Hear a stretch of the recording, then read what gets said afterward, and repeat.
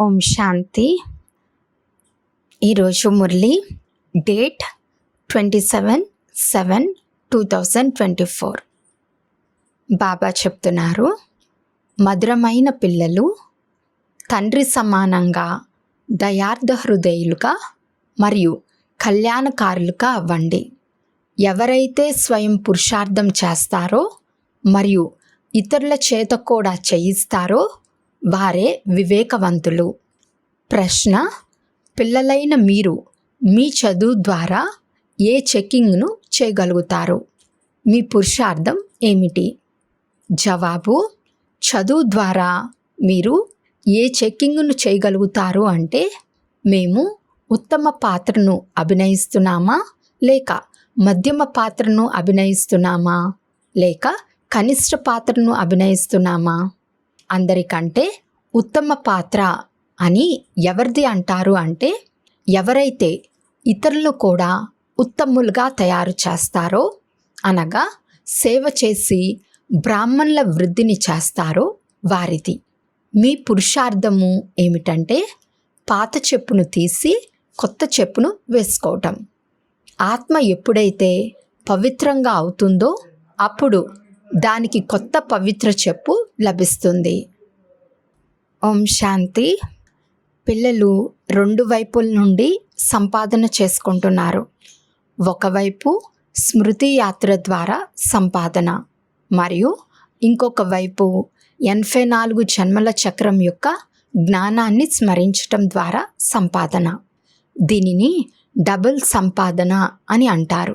మరియు అజ్ఞాన కాలంలో క్షణభంగురమైన సింగిల్ సంపాదన ఉంటుంది. మీ ఈ స్మృతి యాత్ర యొక్క సంపాదన చాలా ఉన్నతమైనది. దీని ద్వారా ఆయుష్ కూడా పెరుగుతుంది. పవిత్రంగా కూడా అవుతారు. అన్ని దుఃఖాల నుండి విముక్తులవుతారు. ఇది చాలా పెద్ద సంపాదన. సత్యుగంలో ఆయుష్ కూడా పెరుగుతుంది. అక్కడ దుఃఖం అనే మాట ఉండదు. ఎందుకంటే అక్కడ రావణ రాజ్యమే ఉండదు. అజ్ఞాన కాలంలో చదువు ద్వారా అల్పకాలికమైన సుఖం లభిస్తుంది. అలాగే శాస్త్రాలను చదివే వారికి కూడా చదువు ద్వారా సుఖం లభిస్తుంది. వారి ద్వారా అనుచరులకు ఏ లాభము ఉండదు. వాస్తవానికి వారు అనుచరులు కూడా కారు. ఎందుకంటే వారు శాస్త్రాలు మొదలైనవి మార్చరు. అలాగే తమ ఇల్లు వాకిళ్ళను కూడా వదలరు. కావున వారిని అనుచరులు అని ఎలా అనగలరు? అక్కడైతే శాంతి, పవిత్రత అన్నీ ఉన్నాయి. ఇక్కడ అపవిత్రత కారణంగా ప్రతి ఇంటిలోనూ ఎంతటి అశాంతి ఉంటుంది. మీకు ఈశ్వరుని మతం లభిస్తుంది. ఇప్పుడు మీరు మీ తండ్రిని స్మృతి చేయండి. స్వయాన్ని ఈశ్వర్య గవర్నమెంట్గా భావించండి. కానీ మీరు గుప్తమైన వారు. మీ హృదయంలో ఎంతటి సంతోషం ఉండాలి. ఇప్పుడు మనం శ్రీమతంపై నడుస్తున్నాము. వారి శక్తితో సతోప్రధానంగా అవుతున్నాము. ఇక్కడ రాజ్యభాగ్యాన్ని ఏమీ తీసుకునేది లేదు. మన రాజ్యభాగ్యం కొత్త ప్రపంచంలోనే ఉంటుంది. ఇప్పుడు దాని గురించి తెలిసింది. ఈ లక్ష్మీనారాయణులు 84 జన్మల కథను గురించి మీరు చెప్పవచ్చు. ఏ మనుషు మాతృలైనా, వారు ఎలా చదివించేవారైనా కానీ ఒక్కరు కూడా రండి, మేము మీకు వీరి 84 జన్మల కథను వినిపిస్తాము అని చెప్పలేరు. మీ బుద్ధిలో ఇప్పుడు స్మృతి ఉంటుంది. విచార సాగర మంథనం కూడా చేస్తారు. ఇప్పుడు మీరు జ్ఞాన సూర్యవంశీలు. మళ్ళీ సత్యుగంలో విష్ణువంశీలు అని పిలువబడతారు. జ్ఞాన సూర్యుడు ప్రకటితమయ్యారు. ఈ సమయంలో మీకు జ్ఞానం లభిస్తుంది కదా. జ్ఞానం ద్వారానే సద్గతి లభిస్తుంది. అర్ధకల్పం జ్ఞానం కొనసాగుతుంది. మళ్ళీ అర్ధకల్పం అజ్ఞానం కొనసాగుతుంది. ఇది కూడా డ్రామాలో రచింపబడి ఉంది. మీరు ఇప్పుడు వివేకవంతులుగా అయ్యారు. ఎంతంతగా మీరు వివేకవంతులుగా అవుతారో అంతంతగా ఇతరులను కూడా మీ సమానంగా తయారు చేసే పురుషార్థాన్ని చేస్తారు. మీ తండ్రి దయార్థ హృదయులు, కళ్యాణకారి. కావున పిల్లలు కూడా ఆ విధంగా తయారవ్వాలి. పిల్లలు కళ్యాణకారులుగా అవ్వకపోతే వారిని ఏమంటారు? పిల్లలు ధైర్యంను ఉంచితే తండ్రి సహాయం చేస్తారు అన్న గాయనం కూడా ఉంది కదా. ఇది కూడా తప్పకుండా కావాలి. లేకపోతే వారసత్వాన్ని ఎలా పొందుతారు? సేవానుసారంగానే వారసత్వాన్ని పొందుతారు. మీరు ఈశ్వర్య మిషన్ కదా. ఏ విధంగా క్రిస్టియన్ మిషన్, ఇస్లామీ మిషన్ ఉంటాయో, వారు ఏ విధంగానైతే తమ ధర్మాన్ని వ్యాపింపచేస్తారో అలా మీరు మీ బ్రాహ్మణ ధర్మాన్ని మరియు దైవీ ధర్మాన్ని వ్యాపింపచేస్తారు. డ్రామా అనుసారంగా పిల్లలైన మీరు తప్పకుండా సహాయకులుగా అవుతారు. కల్పపూర్వం ఏ పాత్రనైతే అభినయించారో దానిని తప్పకుండా అభినయిస్తారు. ప్రతి ఒక్కరూ తమ ఉత్తమ మధ్యమ కనిష్ట పాత్రను అభినయించటాన్ని మీరు చూస్తున్నారు. ఎవరైతే ఉత్తములుగా తయారు చేస్తారో వారే అందరికన్నా ఉత్తమమైన పాత్రను అభినయిస్తారు. కావున అందరికీ తండ్రి పరిచయాన్ని ఇవ్వాలి మరియు ఆది మధ్యాంతాల రహస్యాన్ని అర్థం చేయించాలి. ఋషులు, మునులు మొదలైన వారు కూడా మాకు తెలియదు అని అంటూ వెళ్ళారు. మరియు ఇంకొక వైపు వారు సర్వవ్యాపి అని అంటారు. వారికి ఇంకేదీ తెలియదు. డ్రామానుసారంగా ఆత్మబుద్ధి కూడా తమో ప్రధానంగా అయిపోతుంది. శరీరం యొక్క బుద్ధి అనరు. ఆత్మలోనే మనసు, బుద్ధి ఉన్నాయి. ఇవి బాగా అర్థం చేసుకుని పిల్లలు మళ్ళీ చింతన చేయాలి. ఆ తర్వాత ఇతరులకు అర్థం చేయించవలసి ఉంటుంది. వారు శాస్త్రాలు మొదలైనవి వినిపించేందుకు ఎన్ని దుకాణాలు తెరిచి కూర్చున్నారు. మీది కూడా దుకాణం. పెద్ద పెద్ద నగరాలలో పెద్ద దుకాణాలు కావాలి. చురుకైన పిల్లలు ఎవరైతే ఉంటారో వారి వద్ద చాలా ఖజానా ఉంటుంది. అంత ఖజానా లేకపోతే ఎవ్వరికీ ఇవ్వలేరు కూడా. ధారణ నెంబర్ వారుగా జరుగుతుంది. ఇతరులు ఎవరికైనా అర్థం చేయించగలిగే విధంగా పిల్లలు బాగా ధారణ చేయాలి. విషయం పెద్దదేమీ కాదు. ఇది ఒక్క క్షణం యొక్క విషయం. తండ్రి నుండి వారసత్వాన్ని తీసుకోవాలి. ఆత్మలైన మీరు తండ్రిని గుర్తించారు కావున అనంతమైన యజమానులుగా అయ్యారు. యజమానులు కూడా నెంబర్ వారుగా ఉంటారు. రాజులు కూడా యజమానులే. అలాగే ప్రజలు కూడా మేము యజమానులము అని అంటారు. ఇక్కడ కూడా అందరూ మా భారత్ అని అంటారు కదా. మీరు కూడా శ్రీమతంపై మేము మా స్వర్గ స్థాపనను చేసుకుంటున్నాము అని అంటారు. ఆ స్వర్గంలో కూడా రాజధాని ఉంటుంది. అనేక రకాల పదవులు ఉన్నాయి. ఉన్నత పదవిని పొందేందుకు పురుషార్థం చేయాలి. తండ్రి అంటారు, ఎంతగా ఇప్పుడు పురుషార్థం చేసి పదవిని పొందుతారో అదే మళ్ళీ కల్పాంతరాలు జరుగుతుంది. పరీక్షల్లో ఎవరికైనా తక్కువ మార్కులు వస్తే హార్ట్ ఫెయిల్ కూడా అయిపోతారు. ఇక్కడైతే ఇది అనంతమైన విషయం. పూర్తి పురుషార్థం చేయకపోతే నిరుత్సాహపడతారు కూడా. శిక్షలు కూడా అనుభవించవలసి వస్తుంది. ఆ సమయంలో ఏం చేయగలుగుతారు? ఏమీ చేయలేరు. ఆత్మ ఏం చేస్తుంది? వారైతే ఆత్మహత్య చేసుకుంటారు. నీటిలో దూకి చనిపోతారు. కానీ ఇక్కడ హత్య యొక్క విషయమే లేదు. ఆత్మ యొక్క హత్య అయితే జరగదు. అది అవినాశి. ఇకపోతే శరీరం యొక్క హత్య జరుగుతుంది. దీని ద్వారానే మీరు పాత్రను అభినయిస్తారు. ఇప్పుడు ఈ పాత చెప్పును తీసివేసి మేము కొత్త దైవీ చెప్పును తీసుకోవాలి అని మీరు పురుషార్థం చేస్తారు. ఇలా ఎవరంటారు? ఆత్మ. మాకు కొత్త బట్టలు ఇవ్వండి అని పిల్లలు అంటారు.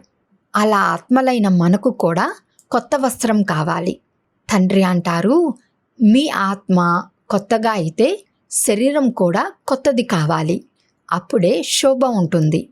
ఆత్మ పవిత్రంగా అవటంతో పంచతత్వాలు కూడా కొత్తగా అవుతాయి. పంచతత్వాలతోనే శరీరం తయారవుతుంది. ఆత్మ సతోప్రధానంగా ఉన్నప్పుడు శరీరం కూడా సతోప్రధానమైనదే లభిస్తుంది. ఆత్మ తమోప్రధానంగా ఉంటే శరీరం కూడా తమోప్రధానంగా ఉంటుంది. ఇప్పుడు మొత్తం ప్రపంచమంతటిలోని శరీరాలు తమోప్రధానంగా ఉన్నాయి. రోజు రోజుకు ప్రపంచం పాతబడుతూ ఉంటుంది. కొత్త నుండి పాతగానైతే ప్రతి వస్తువు అవుతుంది. పాతబడిపోయి ఇక వినాశనం అయిపోతుంది. ఇది మొత్తం ప్రపంచానికి సంబంధించిన విషయం. కొత్త ప్రపంచాన్ని సత్యోగమని, పాత ప్రపంచాన్ని కలియుగమని అంటారు. ఇకపోతే ఈ సంగమం గురించి ఎవ్వరికీ తెలియదు. ఈ పాత ప్రపంచం మారనున్నదని మీకే తెలుసు. ఇప్పుడు అనంతమైన తండ్రి, ఎవరైతే తండ్రి, టీచర్, గురువుగా ఉన్నారో వారు పావనంగా అవ్వండి అని ఆజ్ఞను ఇచ్చారు. మహాశత్రువైన కామంపై విజయాన్ని పొంది జగజ్జీతులుగా అవ్వండి. జగజ్జీతులుగా అనగా విష్ణు వంశీలుగా అవ్వండి. విషయం ఒక్కటే, ఈ పదాల అర్థం గురించి మీకు తెలుసు. మిమ్మల్ని చదివించేవారు తండ్రి అని పిల్లలకు తెలుసు. మొదట ఈ పక్కా నిశ్చయం ఉండాలి. కొడుకు పెద్ద అయితే తండ్రిని స్మృతి చేయవలసి ఉంటుంది. ఆ తర్వాత టీచర్ను, ఆ తర్వాత గురువును స్మృతి చేయవలసి ఉంటుంది. భిన్న భిన్న సమయాల్లో ముగ్గురిని తలుచుకుంటారు. ఇక్కడైతే మీకు ముగ్గురు కలిపి ఒకే సమయంలో లభించారు. తండ్రి, టీచర్, గురువు ఒక్కరే. వారైతే వానప్రస్థము అన్న పదం యొక్క అర్థాన్ని కూడా అర్థం చేసుకోరు. వానప్రస్థంలోకి వెళ్ళాలి కావున గురువును ఆశ్రయించాలి అని భావిస్తారు. 60 సంవత్సరాల తర్వాత గురువును ఆశ్రయిస్తారు. ఈ నియమం ఇప్పుడే వెలువడింది. తండ్రి అంటారు, వీరి అనేక జన్మల అంతిమంలో వానప్రస్థ అవస్థలో నేను వీరికి గురువుగా అవుతాను. 60 సంవత్సరాల తర్వాత నిర్వాణ ధామానికి వెళ్ళవలసిన సమయంలో సద్గురువును ఆశ్రయించాను అని ఈ బాబా కూడా అంటారు. అందరి నిర్వాణ ధామంలోకి తీసుకువెళ్లేందుకు తండ్రి వస్తారు. ముక్తిధామానికి వెళ్ళి మళ్ళీ పాత్రను అభినయించడానికి రావాలి. వానప్రస్థ అవస్థ అయితే ఎంతోమందికి వస్తుంది. అప్పుడు గురువును ఆశ్రయిస్తారు. ఈ రోజుల్లోనైతే చిన్నపిల్లవాడు పుడితే అతన్ని కూడా గురువు వద్దకు తీసుకువెళ్తారు. అప్పుడు ఆ గురువుకు దక్షిణ లభిస్తుంది. క్రైస్తవులైతే క్రిస్టియనైజ్ చేయటానికి వారి ఒడిలోకి ఇస్తారు.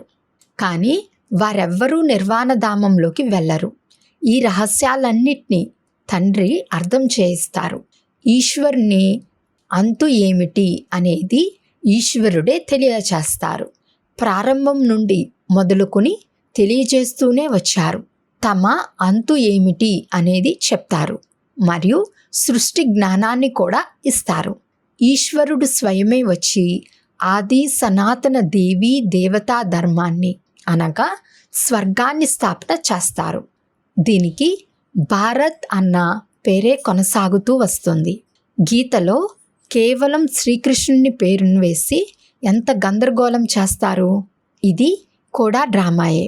ఇది గెలుపు ఓటముల ఆట. ఇందులో గెలుపు ఓటములు ఎలా జరుగుతాయి అనేది తండ్రి తప్ప ఇంకెవ్వరూ తెలియచేయలేరు. తాము మళ్ళీ ఓడిపోయేది ఉంది అని ఈ లక్ష్మీనారాయణులకు కూడా తెలియదు. ఇది కేవలం బ్రాహ్మణులైన మీకే తెలుసు. శూద్రులకు కూడా తెలియదు. తండ్రే వచ్చి మిమ్మల్ని బ్రాహ్మణుల నుండి దేవతలుగా తయారు చేస్తారు. హంసో అన్న పదానికి అర్థం పూర్తిగా వేరు. ఓం అర్థం వేరు. మనుషుల అర్థం లేకుండా ఏది తోస్తే అది అనేస్తారు. కిందకు ఏ విధంగా పడతారు, మళ్ళీ పైకి ఎలా ఎక్కుతారు అనేది ఇప్పుడు మీకు తెలుసు. ఈ జ్ఞానం ఇప్పుడు పిల్లలైన మీకు లభిస్తుంది. డ్రామానుసారంగా మళ్ళీ కల్పం తర్వాత తండ్రే వచ్చి తెలియజేస్తారు.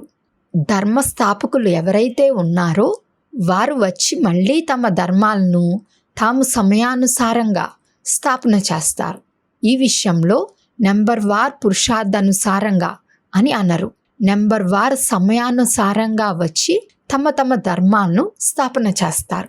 తాను ఏ విధంగా బ్రాహ్మణ ధర్మాన్ని, ఆ తర్వాత సూర్యవంశ చంద్రవంశ రాజ్యాలను స్థాపన చేస్తారు అనేది ఈ తండ్రి ఒక్కరే తెలియజేస్తారు. ఇప్పుడు మీరు జ్ఞాన సూర్యవంశీయులు, మళ్ళీ మీరే విష్ణువంశీయులుగా అవుతారు. పదాలను చాలా జాగ్రత్తగా, ఎవరూ పొరపాటు ఎంచలేని విధంగా రాయవలసి ఉంటుంది. ఈ జ్ఞానం యొక్క ఒక్కొక్క మహావాక్యం రత్నం వంటిది, వజ్రం వంటిది అని మీకు తెలుసు. పిల్లల్లో అర్థం చేయించే విషయంలో చాలా రిఫైన్నెస్ కావాలి. ఏ పదమైనా పొరపాటుగా వచ్చేస్తే దాన్ని వెంటనే సరిచేసుకుని అర్థం చేయించాలి. అన్నిటికన్నా కఠినమైన పొరపాటు తండ్రిని మర్చిపోవటం. నన్నొక్కరినే స్మృతి చెయ్యండి అని తండ్రి ఆజ్ఞను ఇస్తారు. దీన్ని మర్చిపోకూడదు. తండ్రి అంటారు, మీరు చాలా పాత ప్రేయసులు. ప్రేయసులైన మీ అందరికీ ప్రియుడు ఒక్కరే. ఆ ప్రేయసీ ప్రియులైతే ఒక్కరి ముఖాన్ని ఒకరు చూసుకుని ప్రేయసీ ప్రియులుగా అవుతారు. ఇక్కడైతే ప్రియుడు ఒక్కరే. ఆ ఒక్క ప్రియుడు ఎంతమంది ప్రేయసులను స్మృతి చేస్తారు? అనేకులు ఒక్కరిని స్మృతి చేయటం అయితే సహజమే. ఒక్కరు అనేకులను ఎలా స్మృతి చేస్తారు? బాబా, మేము మిమ్మల్ని స్మృతి చేస్తాము, మీరు మమ్మల్ని స్మృతి చేస్తారా అని బాబాను అడుగుతారు. అరే, పతితుల నుండి పావనులుగా అయ్యేందుకు స్మృతి మీరు చెయ్యాలి. స్మృతి చేయటానికి నేనేమైనా పతితంగా ఉన్నానా? స్మృతి చేయటం మీ పని.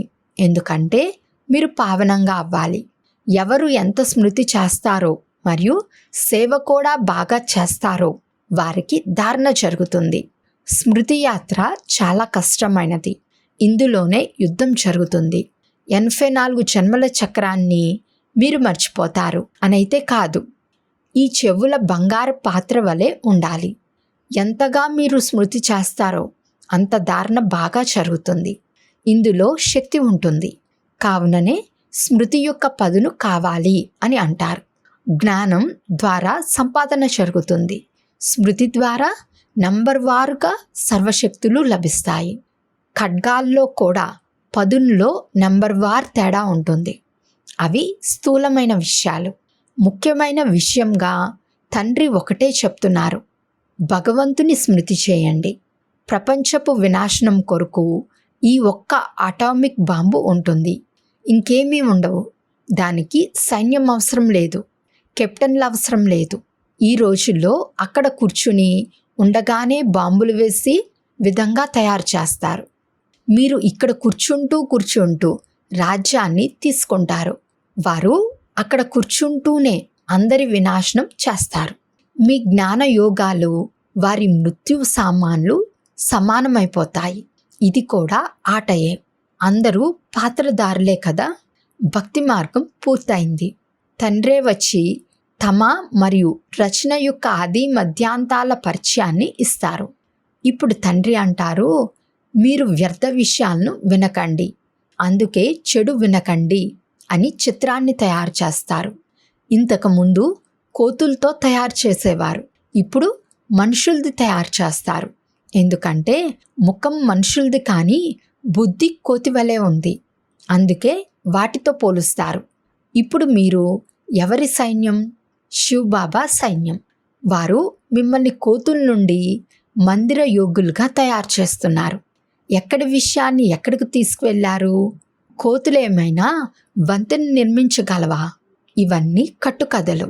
మీరు శాస్త్రాలను నమ్ముతారా అని ఎప్పుడైనా ఎవరైనా అడిగితే మీరు వారితో ఇలా చెప్పండి, ఓహో, శాస్త్రాలను నమ్మిన వారు ఎవరైనా ఉంటారా?